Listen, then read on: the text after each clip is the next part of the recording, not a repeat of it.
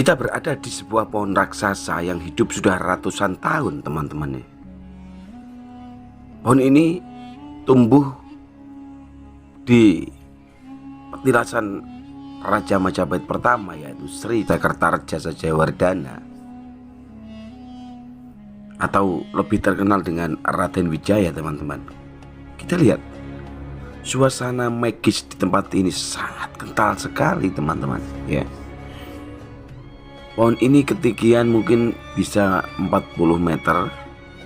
Dengan besarnya pohon ini mungkin orang 4 baru nyampe, teman-teman, ya. Kita lihat. Konon pohon ini menyimpan sebuah makna. Apabila ada robohnya pohon-pohon di tempat area makam Raja I Majapahit ini, itu menandakan suatu kemunduran terhadap politik di negeri ini, teman-teman. Konon ada keterangan dari beberapa warga, dulu pernah terjadi pohon roboh. Setelah itu kemudian Pak Harto jatuh dari kursi kepemimpinan. Karena ini hanya sugesti, ya kita boleh percaya boleh tidak, teman.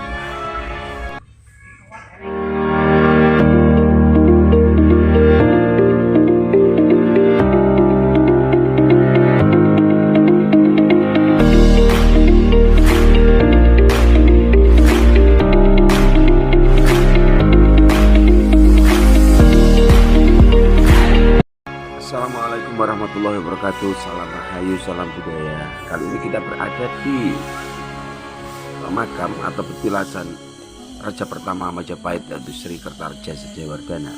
Di sini kita akan mengulas sebuah pohon raksasa yang hidup ratusan tahun di tempat ini, teman-teman. Sehingga banyak yang mensakralkan, ya. Hingga pohon ini pun dililit kain kuning, ya. Diyakini sukma leluhur itu sering untuk berada di tempat ini. Seperti itu. Konon tumbuhan raksasa ini tumbuh dengan begitu hebatnya, hingga saat ini masih terlihat gagah di tempat ini sebagai saksi perjalanan seorang raja, seorang pemimpin, ya, di Nusantara ini, ya, teman-teman. Kita lihat. Konon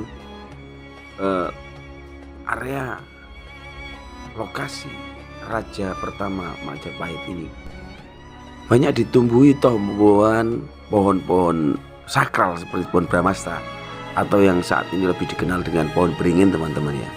Konon pohon itu dulu yang menanam adalah masa Presiden Soeharto, karena sang Presiden kedua Republik Indonesia ini kental sekali dengan nuansa di makam Raja I Majapahit ini, teman-teman, ya. Konon beliaunya sering untuk melakukan kegiatan spiritual di tempat ini. Kita lihat, teman-teman.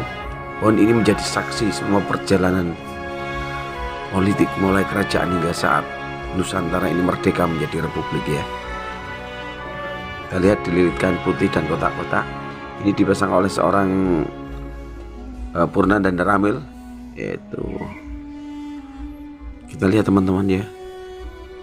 Tumbuhan ini banyak sekali batu bata kuno, ya, di bawahnya, ya. Kita lihat memang tumbuh di atas sebuah candi Amartapura, teman-teman, ya. Ini tepat di barat tilasan Raden Wijaya. Memang dulu pernah ada, ya, pohon yang ditanam oleh Presiden kedua Republik Indonesia, yaitu Insinyur Soeharto. Itu roboh, teman-teman, di tahun 98. Dan masyarakat bercerita bahwa setelah kejadian itu Pak Harto turun dari jabatan, ya. Terjadilah pergolakan politik pada waktu itu, sehingga membuat Pak Harto menyatakan mundur dari Presiden Republik Indonesia yang kedua, ya. Seperti itu dulu. Jadi seakan-akan peta politik di Nusantara ini disakralkan dengan adanya beberapa kejadian di tempat ini. Seperti itu. Ada yang meyakini seperti itu, teman-teman. Wallahu a'lam bishawab, karena itu hanya sebuah sugesti ya. Kita nggak tahu kebenarannya, karena ya Allah yang tahu, teman-teman. Yang jelas pohon ini adalah saksi daripada perjalanan raja-raja di Nusantara ini, teman-teman. Hingga saat ini pohon ini masih terpampang sangat gagah sekali dan disakralkan oleh ya. Sangat besar sekali, teman-teman. Diameternya pun sangat tinggi dan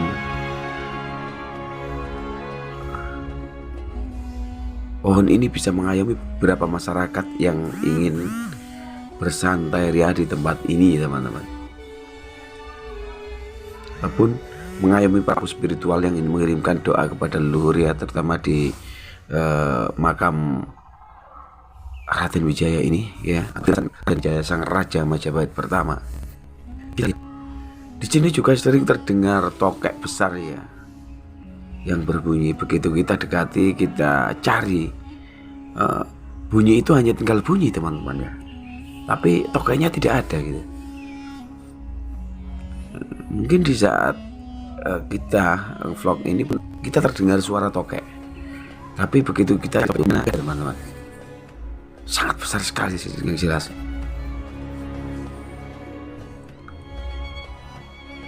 Kita lihat ini membentuk seperti pusaka Dewa Siwa, teman-teman. Kita lihat ada 3 mantra ya, menjulur ke atas ya. Kita lihat persis dengan pusaka yang dimiliki oleh Dewa Siwa bentuknya.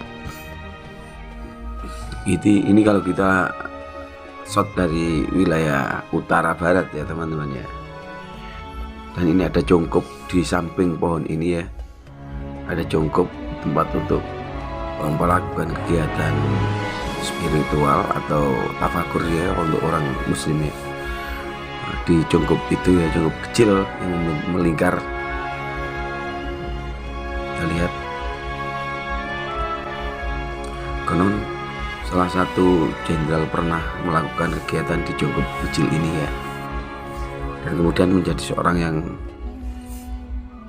hebat waktu itu ya. Ini hanyalah sebuah cerita, apabila salah kami mohon maaf, teman-teman.